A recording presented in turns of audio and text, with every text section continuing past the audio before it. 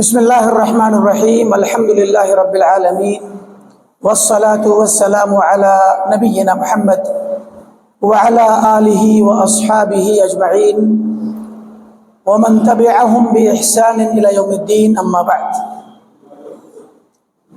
قال الله تبارك وتعالى وتعاونوا على البر والتقوى ولا تعاونوا على الإثم والعدوان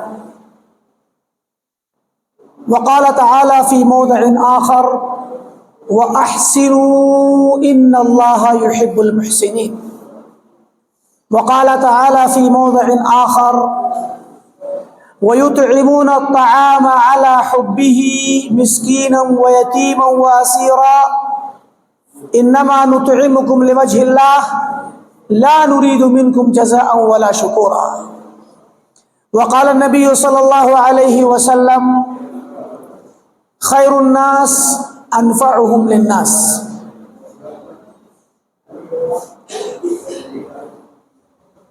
سرزمین متھرا کے غیور اہل حدیث بزرگوں، علماء کرام، نوجوانوں، عزیز ساتھیوں، میرے لیے بڑی سعادت کی بات ہے کہ اللہ تعالیٰ نے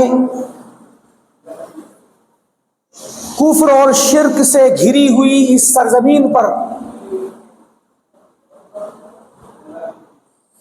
اس کے دین کی کچھ باتیں کرنے، اس کے دین کا پیغام سنانے، توحید کی اور سنت کی باتیں بتلانے کے لیے آج مجھے موقع نصیب فرمایا۔ یہ بڑی ہی خوش قسمتی کی بات ہے کہ اللہ تعالیٰ کسی مسلمان کو اسلام کی ہدایت دے، توحید و سنت کی ہدایت دے، اور وہ مسلمان اپنے عمل سے، اپنے کردار سے، اپنے روزمرہ کی زندگی کے چال چلن سے اس توحید کا اظہار کرے، اور اس میں بھی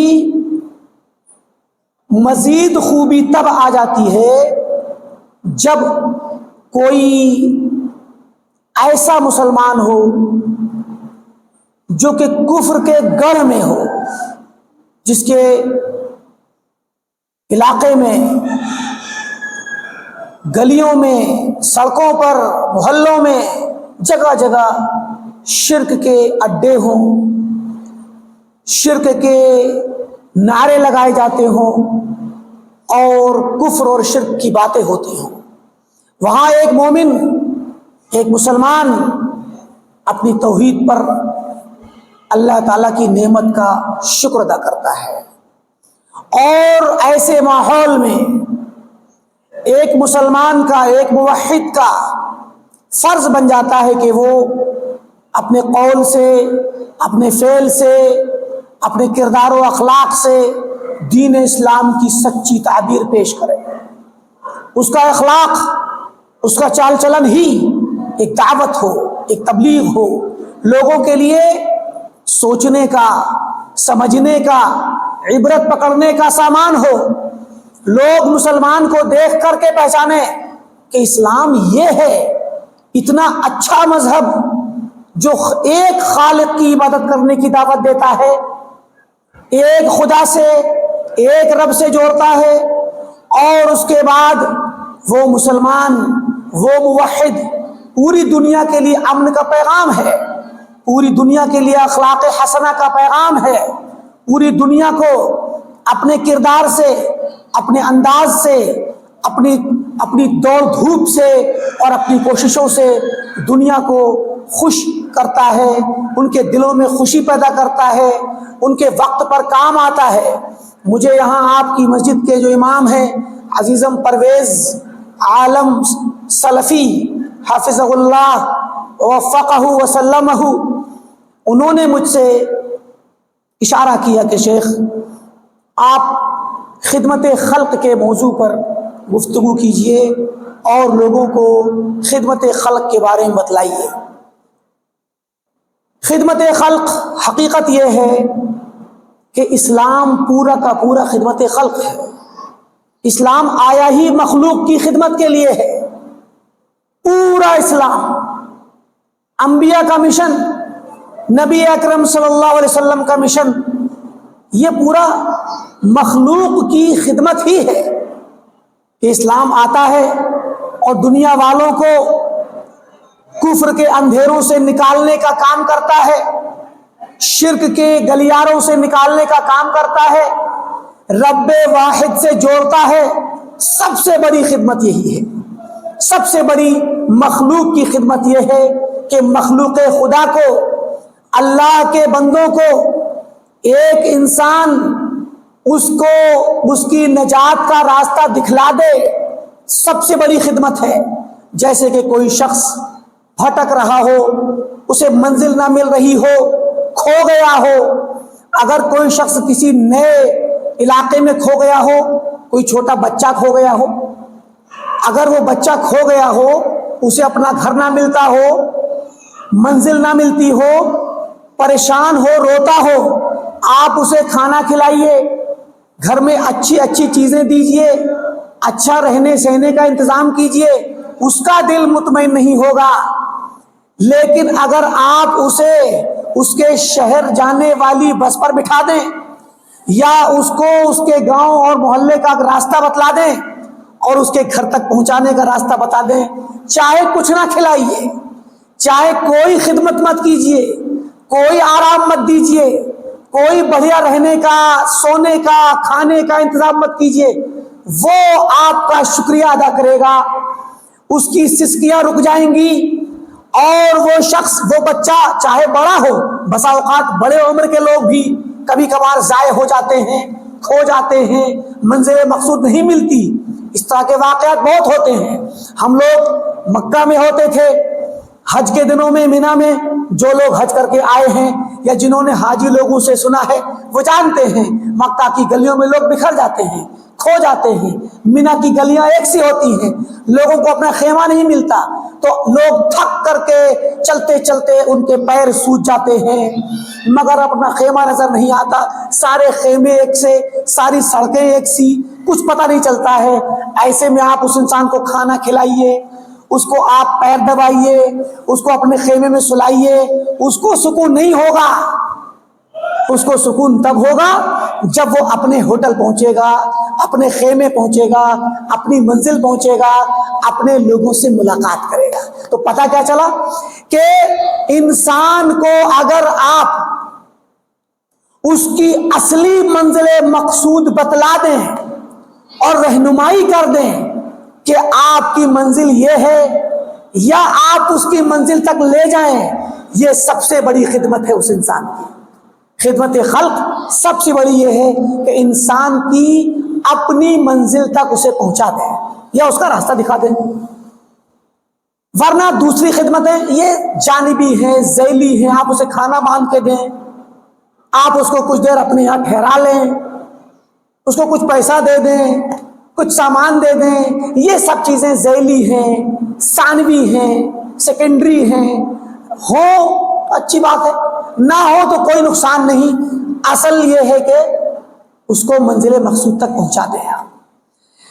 اور اگر یہ ذیلی چیزیں، یہ جانبی اور سیکنڈری چیزیں، آپ یہی چیزیں اصل بنا دیں، آپ اس انسان سے کہہ رہے چھوڑو، کہاں جاؤ گے اپنے منزل، اپنے گھر جا کے کیا کرو گے، ہمارے یہاں رہو، ہم تمہیں گھر دے رہے ہیں، ہم تمہیں مکان دے رہے ہیں، یہیں پر رہو، تمہاری خدمت کر رہے ہیں، ٹینشن کیا ہے؟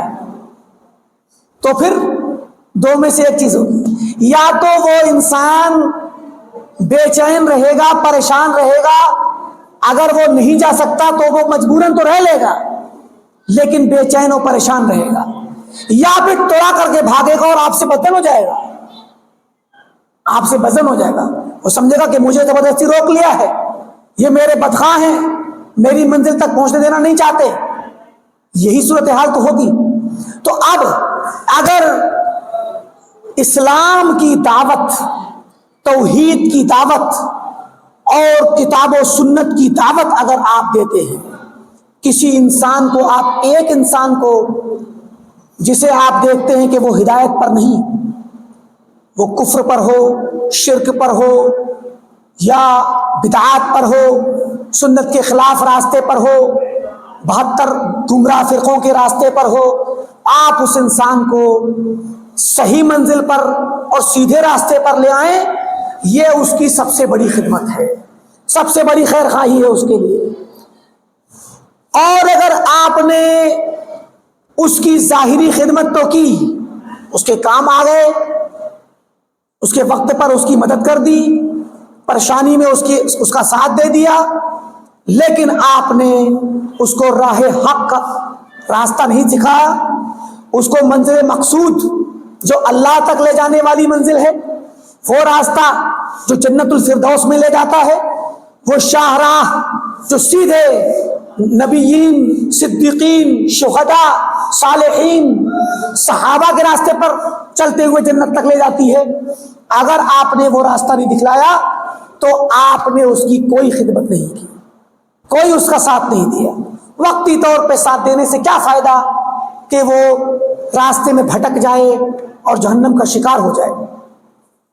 لہذا دین اسلام بذات خود، پورا کا پورا دین اسلام یہ خدمت خلق ہے۔ اللہ کے نبی صلی اللہ علیہ وسلم کے بارے میں اللہ تعالیٰ نے ارشاد فرمایا، وَمَا أَرْسَلْنَاكَ إِلَّا رَحْمَةً لِلْعَالَمِينَ، کہ اے نبی ہم نے آپ کو نہیں بھیجا مگر تمام جہانوں کے لیے رحمت بنا کر کے۔ جب نبی کو بھیجا تو نبی کو رحمت بنا کے بھیجا۔ نبی صلی اللہ علیہ وسلم ساری دنیا کے لیے رحمت ہے، صرف مسلمانوں کے لیے نہیں بلکہ پوری دنیا کے لیے رحمت ہے۔ آپ کا پیغام پوری دنیا کے لیے رحمت ہے۔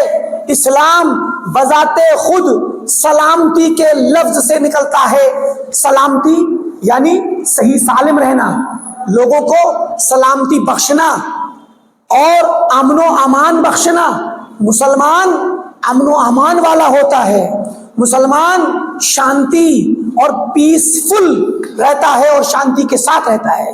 پوری دنیا میں جہاں مسلمان رہے گا، اگر وہ خالص قرآن پر، سنت پر، صحابہ کے طریق پر چلتا ہے تو جان لیجئے کہ وہ کبھی بھی ایسا کام نہیں کرے گا جو دنیا کو نقصان پہنچانے والا ہو۔ اسلام میں لا ضرر ولا ضرار کا قاعدہ ہے کہ کسی کو نقصان نہ پہنچاؤ، نہ خود نقصان میں پڑو نہ دوسرے کو نقصان پہنچاؤ۔ اللہ کے نبی نے فرمایا، من غشنا فلیس منا، جو ہمیں دھوکہ دے وہ ہم میں سے نہیں۔ تو مسلمان دھوکہ نہیں دیتا کسی کو، مسلمان کسی کو دھوکہ نہیں دیتا۔ دھوکہ نہ دینا ہی لوگوں کے ساتھ حسن سلوک ہے، لوگوں کی خدمت ہے۔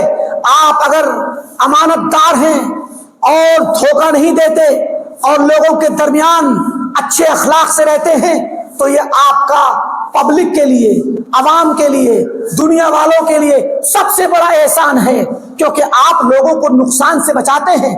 اللہ کے نبی نے فرمایا، المسلم من سلم المسلمون من لسانہ ویدہ، مسلمان وہ ہے جس کے ہاتھ سے اور جس کی زبان سے دوسرے مسلمان محفوظ رہیں۔ کیا مطلب ہوا؟ مطلب یہ ہوا کہ مسلمان دوسروں کو تکلیف نہیں دیتا۔ سب سے بڑی خدمت، ارے بھائی خدمت خلق کی دو شکلیں ہیں۔ خدمت خلق کی پوری مخلوق اور لوگوں کی خدمت دو طرح سے آپ کرتے ہیں۔ پہلی چیز یہ ہے کہ لوگوں کو کچھ دے کر کے، کچھ نواز کر کے، ان کے کام آ کر کے خدمت کریں، اور دوسری بڑی خدمت یہ ہے کہ آپ لوگوں کو تکلیف نہ دیں، لوگوں کو تکلیف نہ دیں، نقصان نہ پہنچائیں۔ تو سب سے پہلا کام، مسلمان دوسروں کو تکلیف دینے سے باز رہتا ہے۔ مسلمان خود کو بھی سلامتی میں داخل کرتا ہے اور اللہ تعالیٰ کے لیے امن و امان میں داخل ہوتا ہے، کیونکہ ایمان کا جو لفظ ہے نا، ایمان کا لفظ ہی امان اور امن و امان سے ہے۔ ایمان کا لفظ امن و امان سے نکلا ہے، یعنی المؤمن من امنہ الناس علی اموالہم و دمائہم۔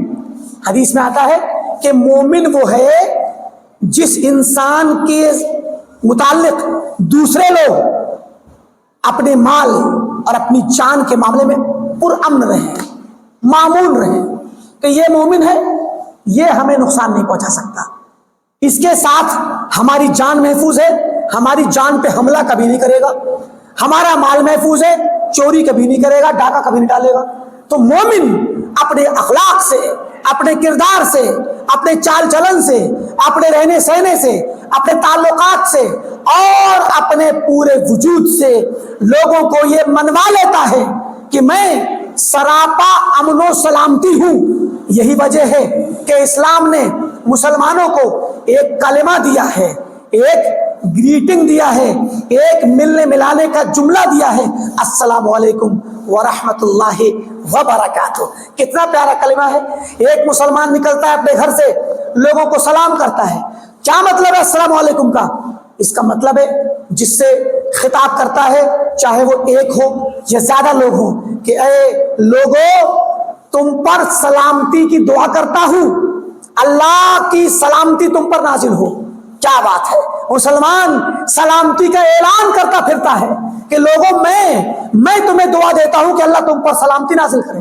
السلام علیکم، آپ کے اوپر سلامتی نازل ہو، ورحمت اللہ، اللہ کی رحمت نازل ہو، وبرکاتہ، اس کی برکتیں نازل ہو۔ سبحان اللہ، ایک مسلمان کتنا بابرکت ہے کہ چلتے پھرتے سڑکوں پر، گلیوں پر اور لوگوں کے درمیان کہیں بھی جاتا ہے، پیغام ہے اس کے ہاتھ میں امن کا پرچم ہے، سلامتی کا پرچم ہے، اپنی زبان سے لوگوں کو بتلاتا ہے، اعلان کرتا ہے کہ میں تمہارے لیے دعا کر رہا ہوں کہ اللہ ان کے اوپر سلامتی نازل کر، اپنی رحمت نازل کر اور برکتیں نازل کر۔ تو ایسا شخص کیا کسی کو نقصان پہنچا پائے گا؟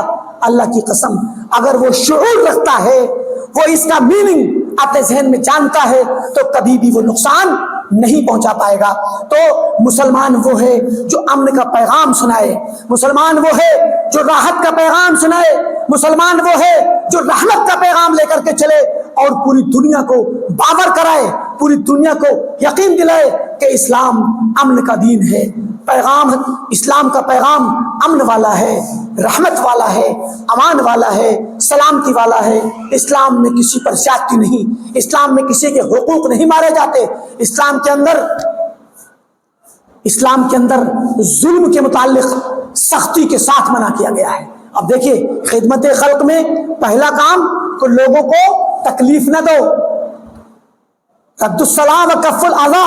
اللہ کے نبی نے کہا کہ طریق اور روڈ کا، راستے کا حق یہ ہے کہ تم اگر کوئی سلام کرے تو سلام کا جواب دو اور کسی کو تکلیف نہ پہنچاؤ، راستے پر رہو تو تکلیف نہ پہنچاؤ۔ تو کف الاذی، اپنی طرف سے تکلیف کو روک کر کے رکھنا ہی بہت بڑی یہ چاہے خدمت خلق ہے۔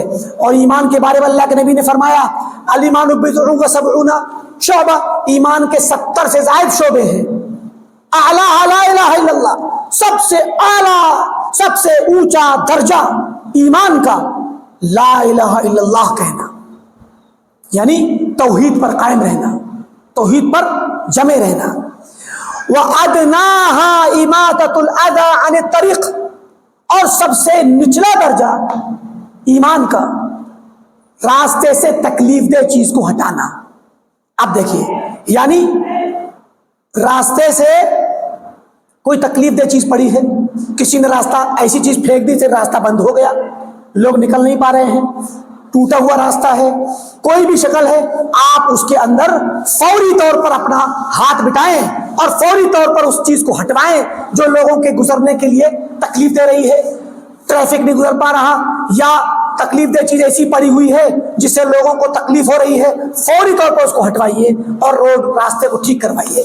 تو مسلمان راستے کے اندر پڑی ہوئی چیز کو ہٹوا کر کے اپنے ایمان کا ثبوت دیتا ہے۔ تو بتائیے کہ کوئی مسلمان ایسا کیسے ہو سکتا ہے کہ وہ راستے میں پتھر ڈالے، راستے میں لوگوں کے کانٹے ڈالے، راستہ توڑے، راستہ روکے، راستے کو اپنے گھر کے آگے اتنا آگے بڑھا لے، اپنے گھر کا چڑھنے والا حصہ کہ لوگوں کا راستہ تنگ میں پڑ جائے. مسلمان ایسا نہیں کر سکتا, مومن ایسا نہیں کر سکتا. کیوں؟ کیونکہ مومن تو وہ ہے جو راستے سے تکلیف دہ چیز کو ہٹاتا ہے, اور یہ راستے سے تکلیف دہ چیز کو ہٹانا یہ ایمان کا سب سے نچلا درجہ ہے. کیا مطلب؟ یعنی اگر آپ نے راستے میں کوئی تکلیف دہ چیز دیکھی اور آپ نے ہٹائی نہیں, تو یہ اپنے ایمان کا آپ محاسبہ کیجئے, آپ کے اندر ادنا درجے کا بھی ایمان نہیں رہا. تو پھر جو شخص راستے میں تکلیف دہ چیز ڈالے گا, لوگوں کے راستے کو خراب کرے گا, گندگی ڈالے گا اور تکلیف دہ چیزیں وہاں پر ڈالے گا, راستہ تنگ کرے گا ناجائز طریقے سے, تو پھر اس کے ایمان کا کیا حال ہوگا؟ لہذا مسلمان وہ ہے, مومن وہ ہے جو سب سے پہلے, دیکھیے ایک مسئلہ ہے کہ آپ خدمت خلق کریں پوزیٹیولی, یعنی کچھ دے کر کے. یہ ہر کسی کے ساتھ نہیں ہو سکتا. بھائی آپ کسی میں پیسہ, کسی غریب شخص کو, کسی محتاج کو, ضرورت مند کو پیسہ دے دیں. ضروری نہیں کہ ہر آدمی پیسہ دے سکے, ضروری نہیں کہ کوئی کسی کام آ سکے. آپ کے تعلقات ہیں, آپ کام آ سکتے ہیں, آپ لوگوں کو فائدہ پہنچا سکتے ہیں, دوسرے کے نہیں ہے تعلقات. تو یہ والا کام تو ہر وہ انسان کرے گا جس کے پاس طاقت ہے.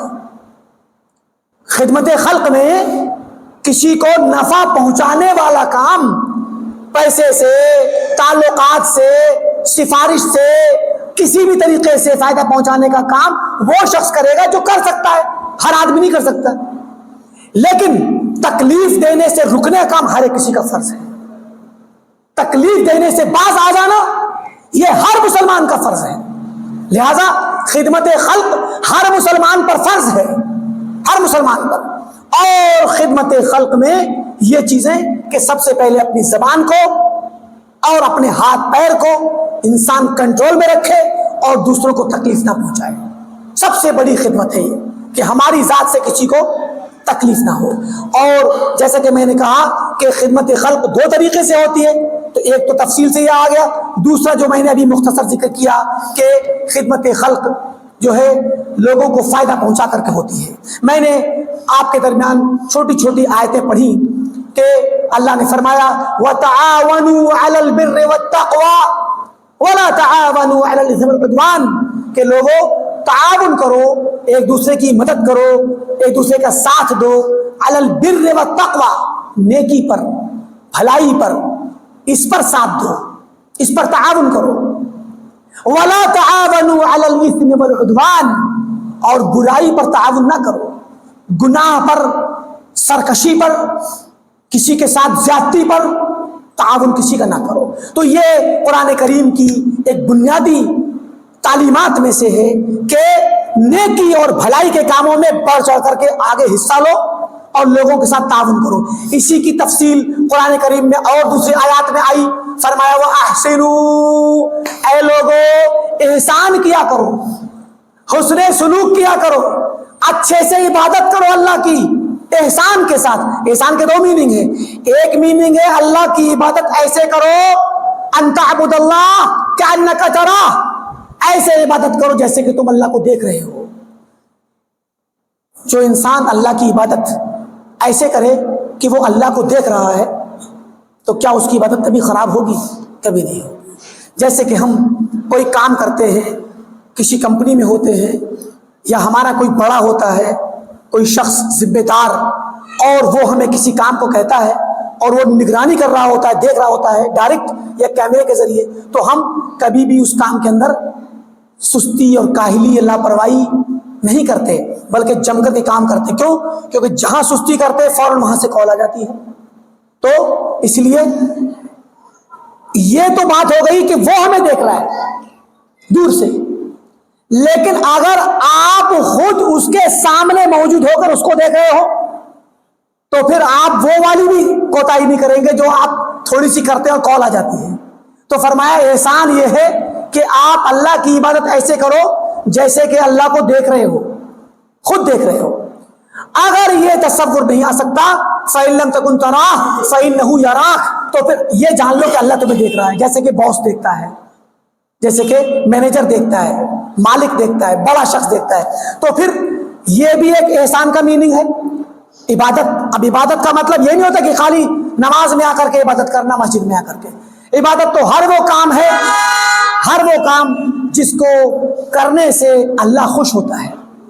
عبادت ہر وہ کام جسے کرنے سے اللہ خوش ہوتا ہے، چاہے وہ زبان سے بولنا ہو، چاہے وہ ہاتھ پیر سے کرنا ہو، چاہے وہ ظاہری کام ہو یا وہ اندرونی دل کا چھپا ہوا کام ہو۔ جس کام کو کرنے سے، جس بات کو بولنے سے، جس چیز کو سوچنے سمجھنے اور دل میں رکھنے سے اللہ خوش ہوتا ہے، وہ کام عبادت ہے۔ نماز بھی عبادت ہے، اللہ خوش ہوتا ہے اس سے۔ روزہ بھی عبادت ہے، اللہ خوش ہوتا ہے اس سے۔ زکوٰۃ، حج، حسن اخلاق عبادت ہے۔ لوگوں کو فائدہ پہنچانا عبادت ہے۔ تو پھر لوٹ کے ہم وہی پہنچے کہ احسان کرو، عبادت والا احسان بھی اور لوگوں کے ساتھ بھی احسان، کیونکہ لوگوں کے ساتھ حسن سلوک کرنا بھی ایک عبادت ہے۔ اگر آپ کے دل میں اللہ تعالیٰ سے ثواب لینے کی نیت ہے تو یہ عبادت ہے، اور اگر آپ نے دکھاوے کے لیے کیا ہے تو پھر آپ کے لیے اس میں کچھ نہیں ہے۔ لہذا فرمایا وَأَحْسِنُوا إِنَّ اللَّهَ يُحِبُّ الْمُحْسِنِينَ، کہ احسان کرو، حسن سلوک کرو۔ اللہ تعالیٰ حسن سلوک کرنے والوں، احسان کرنے والوں اور احسان کے طریقے سے عبادت کرنے والوں سے محبت کرتا ہے۔ سبحان اللہ۔ یعنی آپ اگر خدمت خلق کریں گے، پبلک کی، عوام کی، لوگوں کی خدمت، ان کے کام آئیں گے، ان کے ضرورتوں میں ان کا ساتھ دیں گے، اور اس کے ساتھ آپ کا مقصد اللہ تعالیٰ کی رضا ہو، اللہ کا چہرہ مقصود ہو، اسی کی وضاحت دیکھیے آگے اور آیت میں آ رہی ہے۔ بات پوری کر دوں کہ یہاں اگر آپ حسن سلوک کریں گے تو اللہ آپ سے محبت کرے گا۔ سبحان اللہ، کتنی بڑی چیز ہے۔ اللہ جس سے محبت کر لے وہ بندہ کامیاب ہے۔ آگے میں نے ایک آیت اور پڑھی تھی اسی چیز کی وضاحت کے لیے، وَيُطْعِمُونَ الطَّعَامَ عَلَى حُبِّهِ، مومنین، اللہ والے، اللہ کے یہاں نجات پانے والے، اللہ کے محبوب بندے کون ہیں؟ جو یطعمون الطعام، لوگوں کو کھانا کھلاتے ہیں، بھوکوں کو کھانا کھلاتے ہیں، علی حبہ، کھانے کی محبت کے باوجود۔ کیا مطلب؟ کھانے کی محبت کا مطلب یہ ہے آپ کے پاس تھوڑا سا غلہ ہے، تھوڑا سا کھانا ہے، آپ سوچ رہے ہیں کہ یہ میرا غلہ آج دوپہر کو اور شام کو میرے بچوں کے لیے ہو جائے گا، ٹھیک؟ اب آپ کی حرص تو یہی ہوگی کہ بھائی میرے بچوں کے لیے شام تک کا کھانا ہو جائے۔ اب شام سے بڑھ کے ہفتے کا، ہفتے سے بڑھ کے مہینے کا، ہم تو کئی کئی سال کا اکٹھا کر کے رکھتے ہیں۔ تو پھر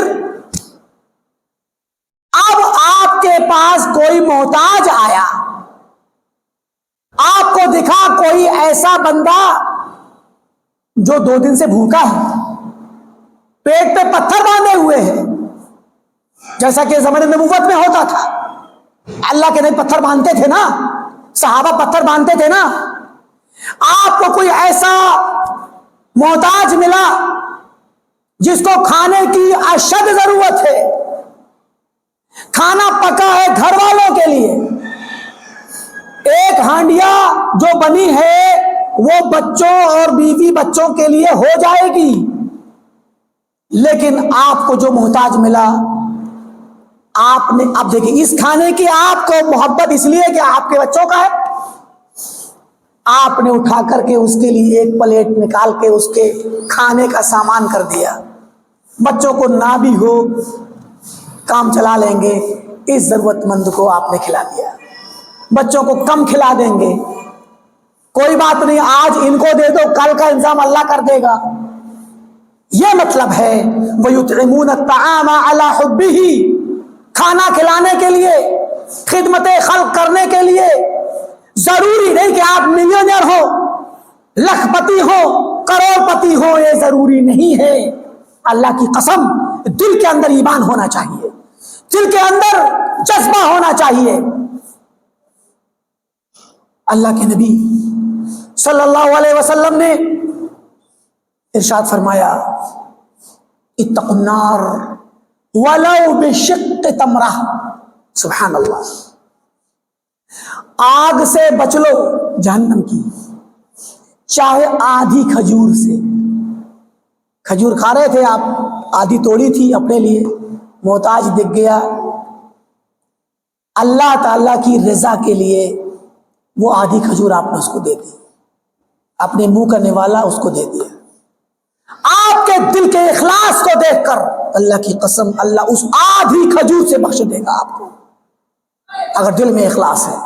اور ایک انسان نے دولت کے انبار لگا دیے فی سبیل اللہ, اللہ کی راہ میں ہزاروں لاکھوں کروڑوں خرچ کرتا ہے, مگر قیامت کے دن آیا, شروع کے 3 لوگ جن کے ذریعے جہنم کو بھڑکایا جائے گا, ایک وہ ہوگا جو اللہ کی راہ میں بہت خرچ کرتا تھا. تو اللہ کیا کہے گا, نہیں تو نے میرے لیے خرچ نہیں کیا تھا, تو نے تو خرچ اس لیے کیا تھا کہ تو یہ لوگ سخی کہیں, تو کہہ دیا لوگوں نے سخی. آج کل کیا ہوتا ہے, ہم لوگوں کو تھوڑا سا راشن بانٹتے ہیں لاک ڈاؤن میں, اور بعض پچھڑے ہوئے علاقوں میں طوفان زدہ, بارش زدہ, زلزلے اور بہت ساری اللہ تعالیٰ کی طرف سے آئی ہوئی آسمانی یا زمینی مصیبتوں میں سیلاب آیا, پیسہ دیتے ہیں تو لوگوں کو ہم سیلفی لیتے ہیں, ویڈیو بناتے ہیں, سوشل میڈیا پہ ڈالتے ہیں. اپنا تو فوٹو ڈالتے ہی, اس غریب کا بھی فوٹو ڈال کر کے اس کو بیچارے کو ذلیل کرتے ہیں کہ اس کو ہم نے پیسہ دیا. تو یہ تو ہمارا طریقہ ہے. اور اللہ کے نبی صلی اللہ علیہ وسلم نے فرمایا کہ آدھی کھجور سے بھی آپ, تو اللہ تعالیٰ کے لیے اخلاص دل میں ہونا چاہیے. 1 لاکھ روپے خرچ کرنا ضروری نہیں ہے, اللہ کی قسم آپ 5 روپے 10 روپے 1 روپیہ بھی خرچ کر دیں گے, مگر وہ اخلاص والا ہوگا تو پھر وہی آپ کے لیے کافی ہوگا. اسی میں فرمایا انما نطعمکم لوجہ اللہ, کہتے ہیں وہ لوگ ہم تو تمہیں کھلاتے ہیں اللہ کے چہرے کی خاطر, ہمیں اللہ کا چہرہ دیکھنا ہے, ہمیں اللہ کا چہرہ دیکھنا ہے, اس کے چہرے کی ہمیں دیدار نصیب ہو جائے, اس سے ملاقات نصیب ہو جائے. یہ اہل حدیثوں کا ترجمہ ہے. انما نطعمکم لوجہ اللہ, لوجہ اللہ کا مطلب اللہ کے چہرے کے لیے, اور بدعتیوں کا ترجمہ کیا ہے, اللہ کی رضا کے لیے. وجہ کے معنی چہرہ ہے, تو اللہ کا چہرہ دیکھنا ہے بھائی, ہم کو کیا کرنا ہے, اللہ کا چہرہ دیکھنا ہے نا, اللہ سے ملاقات کرنی ہے کہ نہیں کرنی ہے, تو اللہ تعالیٰ کا دیدار قیامت کے دن ہوگا. اللہ کا چہرہ دیکھنے ملے گا ان کو جو اللہ کا چہرہ دیکھنے کی خاطر دنیا میں خرچ کریں گے. بات سمجھ آ رہی ہے نا. تو اللہ تعالیٰ کا چہرہ ہے, اور قیامت کے دن اللہ تعالیٰ اپنے مومن بندوں کو, جنتیوں کو اپنا دیدار کرائے گا, اپنا چہرہ دکھائے گا. تو فرمایا انما نطعمکم لوجہ اللہ, ہم تو صرف آپ کو اللہ کی خاطر, اللہ کے چہرے کی خاطر تمہیں کھلاتے ہیں. لا نريد منکم جزاء ولا شکورا, ہم تم سے کوئی بدلہ نہیں چاہتے, آپ ہمارا شکریہ ادا کریں, ہمارے احسان کے تلے ہمیشہ دبے رہیں, اور کہیں کہ بھیا آپ کا بہت بڑا احسان آپ نے ہمارا, نہیں, ہمیں آپ سے کوئی بدلہ نہیں چاہیے. ہم تو صرف اللہ کی خاطر, اللہ کے چہرے کی خاطر, اللہ کی ملاقات کی خاطر, اس کے دیدار کی خاطر ہم آپ کو کھلاتے ہیں. تو یہاں اخلاص, یہاں پتا چلا کہ پوری خدمت خلق چاہے کسی بھی طریقے سے ہو, اس کی پہلی شرط ہے اخلاص. اگر اخلاص نہیں ہے تو کتنا ہی دولت خرچ کر لیجئے, کتنے ہی بھاگ دوڑ کر لیجئے, کتنا ہی لوگوں کو فائدہ پہنچائیے, کوئی کام کا نہیں, سب بیکار ہے, رائے گاہ ہے. اللہ تعالیٰ نے ارشاد فرمایا انا اغنی الشرکاء عن الشرک, میں کمپنی اگر کوئی مجھے دیتا ہے نا, مجھے کسی کمپنی میں شریک کرتا ہے, کمپنی ہوتی ہے نا, آپ کمپنی بناتے ہیں, اپنے ساتھ کسی کو شریک کر لیتے ہیں, یا کسی کمپنی میں خود شریک ہو جاتے ہیں. اللہ فرماتا ہے کہ میں کمپنی سے بہت زیادہ بے نیاز ہوں, مجھے کمپنی نہیں چاہیے کسی کی, مجھے کسی کمپنی نہیں چاہیے, نہ میں خود کمپنی پسند کرتا ہوں, نہ کوئی مجھے کمپنی میں ڈالے وہی پسند نہیں کرتا. انا اغنی الشرکاء عن الشرک, دنیا کے لوگ کمپنی پسند کرتے ہیں, کیوں؟ تنہا کام نہیں کر سکتے, مل کے کام کریں گے, اتنا پیسہ نہیں کہ کما سکے اکیلے, دوسرے کو ملا کے اس کا پیسہ ملا لیتے ہیں تو کمائی اچھی ہو جاتی ہے. لیکن اللہ تعالیٰ کو کمپنی پسند بالکل بھی نہیں. وہ تنہا ہے, اکیلا ہے, وحید ہے, متوحد ہے, منفرد ہے, یکتا ہے, اس کو کمپنی پسند نہیں. اور اگر کوئی اس کو کسی کے ساتھ ملا دیتا ہے, شرک کر دیتا ہے, شرک کا معنی کمپنی ہوتا ہے, تو اللہ کو شرکت پسند نہیں ہے. اگر کوئی اللہ تعالیٰ کی عبادت میں دوسرے کو شریک کر دے تو کیا کہتا ہے اللہ تعالیٰ؟ فَمَنْ عَمِلَ عَمَلًا أَشْرَكَ فِيهِ مَعِيَ غَيْرِي, جس نے ایسا عمل کیا جس میں اس نے میرے ساتھ کسی اور کو کمپنی دے دی اور ملا دیا, شرکت دے دی, تَرَكْتُهُ وَشِرْكَهُ, میں اس کو بھی چھوڑ دیتا ہوں, اس کے شرک کو اور اس کے حصے کو بھی چھوڑ دیتا ہوں. مجھے نہیں چاہیے وہ حصہ مجھے نہیں چاہیے. کیا مطلب؟ آپ نے اگر کوئی ایسی خدمت کی, کوئی ایسا عمل کیا جس میں آپ کا مقصد اللہ تعالیٰ کو اکیلے تنہا خوش کرنے کے بجائے لوگوں کو دکھانا بھی ہے, لوگوں کو دکھانا ہے, لوگوں کی واہ واہی لینا ہے, ان کے درمیان شہرت پانے ہی, اور لوگوں کے درمیان یہ کہلانا کہ وہ تو بہت بڑے محسن جماعت ہیں, محسن ملت ہیں, محسن انسانیت ہیں, تو پھر اللہ تعالیٰ کو آپ کی خدمت کی کوئی ضرورت نہیں, آپ کے فعل کی کوئی ضرورت نہیں, آپ کی کسی بھی کام کی کوئی ضرورت نہیں. ترکتہ وشرکہ, میں اسے چھوڑ دیتا ہوں اور اس کے شرک کو بھی چھوڑ دیتا ہوں, کوئی مطلب نہیں مجھے اس سے. تو اللہ تعالیٰ اسی عمل کو پسند کرتا ہے جو خالصۃ لوجہ اللہ ہو, خالص اللہ کے لیے ہو. تو خدمت خلق کے لیے اللہ کے نبی نے فرمایا خیر الناس انفعہم للناس, لوگوں میں سب سے بہتر انسان وہ ہے جو دوسروں کا فائدہ پہنچائے, دوسروں کو کے لیے فائدہ مند ہو, دوسروں کو فائدہ پہنچائے. اور آپ اس کام کو کر کے دیکھیے, دوسروں کی مدد کرنا دل کی زندگی ہے, ایمان کی زندگی ہے, عمر بڑھتی ہے اس سے عمر بڑھتی ہے. کیوں؟ لوگوں کی دعائیں ملتی ہیں, اللہ خوش ہوتا ہے. اسی کے متعلق ایک حدیث اللہ کے نبی صحیح مسلم کی روایت ہے, من نفس عن مؤمن کربۃ من کرب الدنیا, جس شخص نے کسی مومن کی دنیاوی پریشانی کو حل کروا دیا, تکلیف کو دور کروانے مدد کی, مصیبت سے نکالنے میں ساتھ دیا, نفس اللہ عنہ کربۃ من کرب یوم القیامہ, اللہ تعالی قیامت کے دن کی ہولناکیوں اور پریشانیوں سے اس کو نکالے گا. وَمَنْ يَسَّرَ عَلَى مُعْسِرٍ يَسَّرَ اللَّهُ عَلَيْهِ, اور جس نے کسی تنگ حال پریشان حال شخص پر آسانی کی.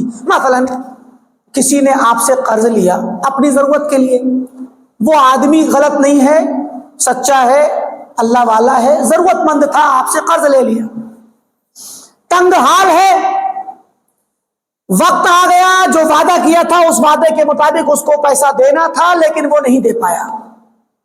اس نے کہا بھائی میں بھی پریشان ہوں, کچھ دن کی مہلت دے دیجیے. تو یہاں اس کے لیے اللہ کے نبی نے فرمایا من یسر علی معسر, جس نے کسی تنگ حال تنگ دست پریشان شخص کے لیے آسانی کی, یسر اللہ علیہ, اللہ تعالیٰ اس کے لیے آسانی کرے گا, خاص کر دنیا میں بھی اور خاص کر آخرت میں. دنیا میں بھی آسانی کرے گا اور آخرت میں آسانی کرے گا. واللہ فی عون العبد, اسی حدیث کا ٹکڑا ہے, اور اللہ تعالیٰ بندے کی مدد میں رہتا ہے ما کان العبد فی عون اخیہ, جب تک کہ بندہ اپنے بھائی کی مدد میں رہتا ہے. تو خدمت خلق آپ دیکھیں, آپ کو اللہ کی مدد چاہیے تو آپ بندوں کی مدد کیجیے. حدیث میں آتا ہے, ایک حدیث بڑی مشہور ہے, اس کو لوگ اہل علم اور محدثین جب اپنے حدیث کا درس شروع کرتے ہیں, بڑے بڑے محدثین پرانے زمانے میں بھی اور آج کے دور میں بھی, درس بخاری درس مسلم مسجدوں میں جو درس ہوتا ہے تو اس حدیث سے شروع کرتے ہیں. اس کو کہا تھا المسلسل بالاولیہ, تسلسل کے ساتھ وہ روایت اول حدیث کے طور پر سنائی جاتی ہے کیونکہ محدثین سنایا کرتے تھے. وہ حدیث کیا ہے؟ الراحمون یرحمہم الرحمن, رحم کرنے والوں پر رحمان رحم کرتا ہے. رحم کرنے والوں پر, جو دنیا میں آپ ایک دوسرے پر رحم کرتے ہیں, ان لوگوں پر رحمان رحمت ڈالتا ہے اپنی اور رحم کرتا ہے. ارحموا من فی الارض یرحمکم من فی السماء، تم رحم کرو ان پر جو زمین پر ہیں، کرو مہربانی تم اہل زمین پر، اہل زمین کے ساتھ مہربانی کا سلوک کرو، رحمت کا سلوک کرو۔ یرحمکم من فی السماء، تم پر رحم کرے گا وہ جو آسمان میں ہے، یعنی اللہ تعالیٰ جو کہ اوپر ہے۔ تو یہ وہ احادیث ہیں، وہ آثار ہیں، وہ قرآنی آیات ہیں جو سب مل کر کے خدمت خلق اور لوگوں کی خدمت کرنے، لوگوں کے ساتھ حسن سلوک کرنے، لوگوں کے ساتھ رحمت والا سلوک کرنے، لوگوں کی پریشانیوں میں ساتھ دینے اور ان کے ساتھ اچھے انداز میں رہنے سہنے کا برتاؤ کرنے پر ابھارتی ہیں۔ میں نے مختصر میں ان باتوں کو ذکر کر دیا، اور ان سب کے اندر سب سے بڑی اہم چیز یہ ہے کہ آپ خدمت خلق میں جو میں نے شروعات کی تھی، پہلی بات پھر سے دہراؤں گا، خدمت خلق میں سب سے بڑی خدمت یہ ہے کہ آپ مخلوق خدا کو، اللہ کے بندوں کو سیدھی راہ پہ لے آئیے، صراط مستقیم پر لے کر کے آئیے، ہدایت کے راستے پر لائیے۔ خدمت خلق میں سب سے پہلے جو لوگ آپ کی خدمت کے حقدار ہیں وہ کون ہیں؟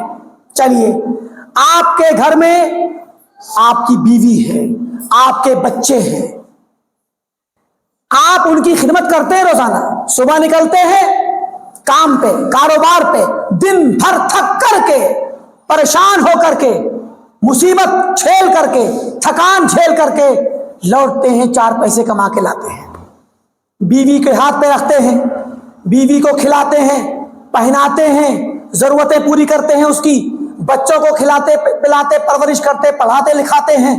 یہ مخلوق خدا ہی تو ہے۔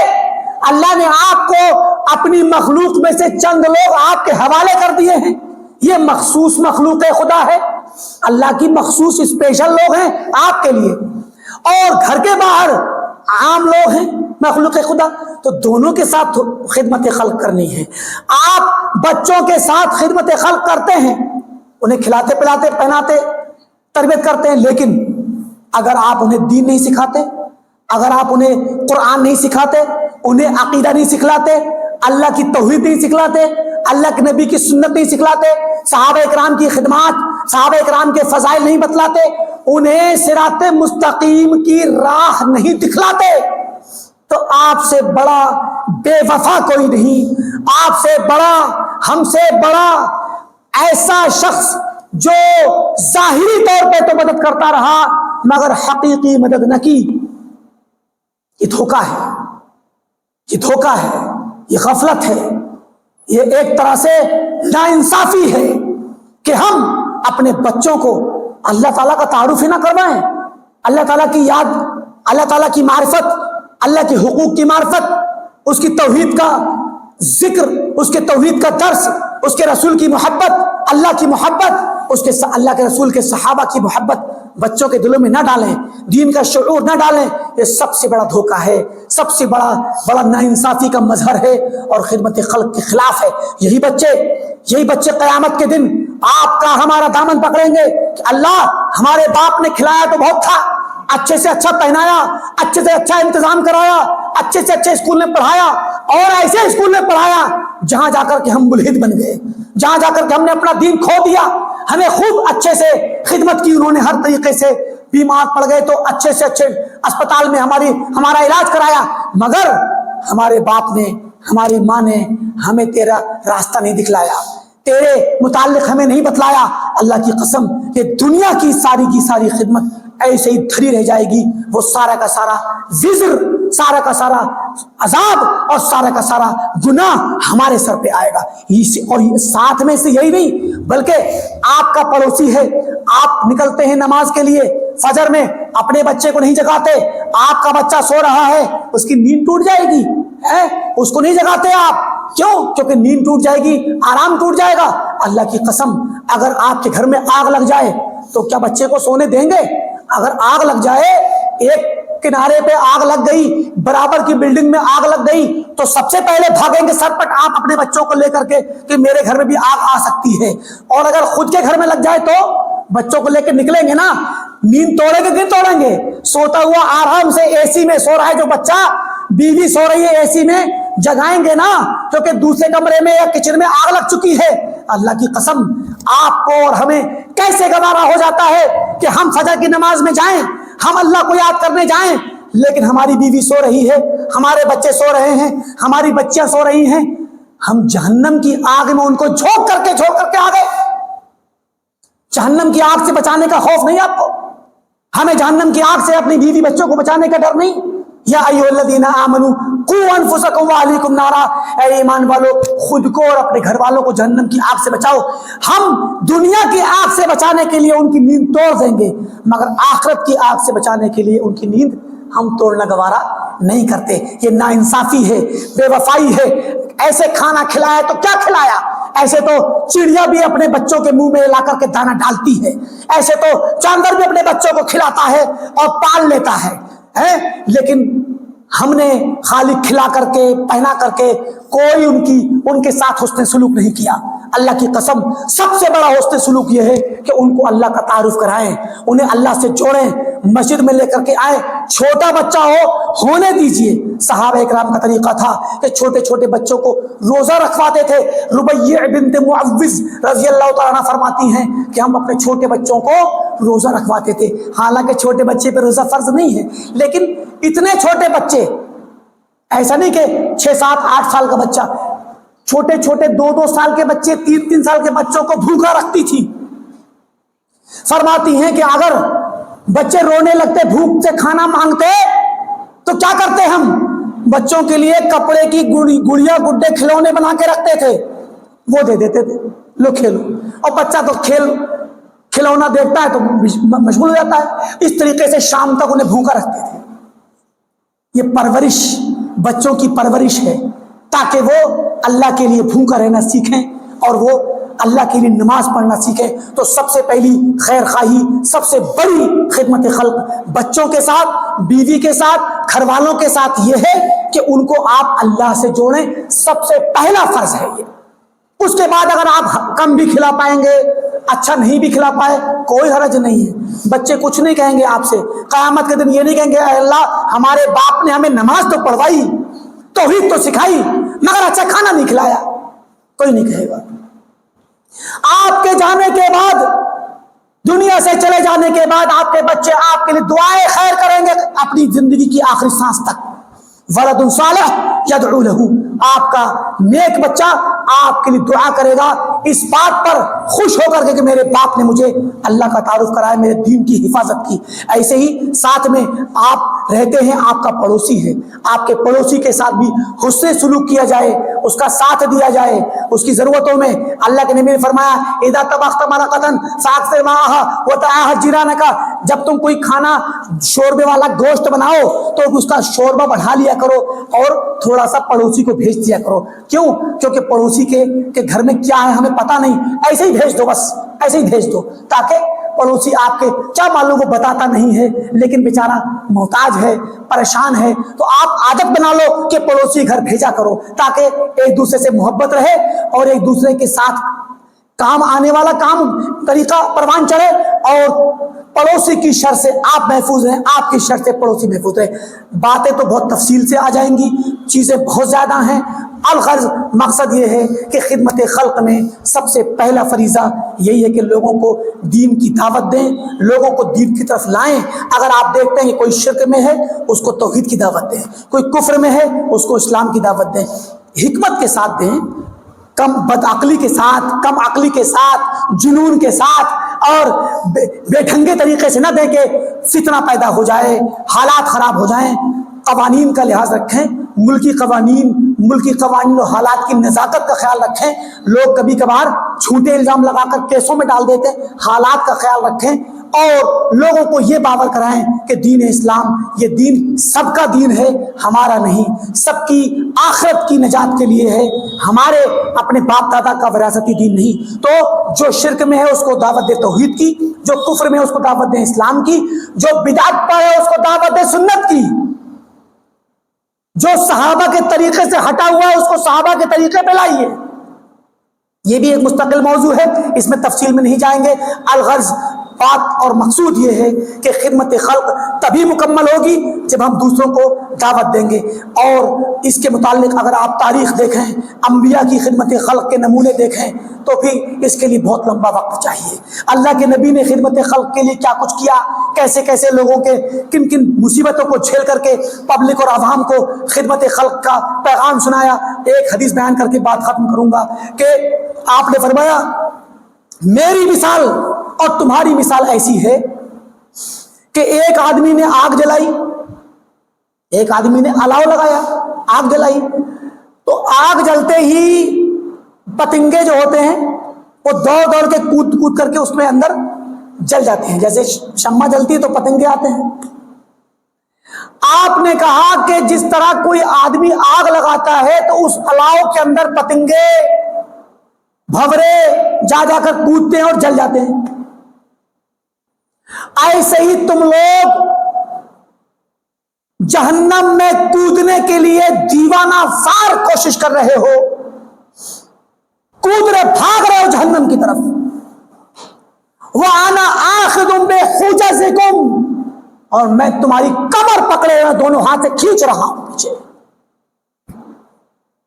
کیا مطلب ہے کہ تم اپنی حرکتوں سے، اپنے طریقے سے، اپنے روزمرہ کے چال چلن اور اپنے شرک کو پسند کرنے، کفر پہ باقی رہنے کا جو طریقہ عوام دنیا سے کہا کہ تم لوگ اللہ کو ناراض کر کے جہنم کے راستے پر جا رہے ہو، اور میں تمہیں پکڑ پکڑ کر کے جہنم میں کودنے سے روک رہا ہوں.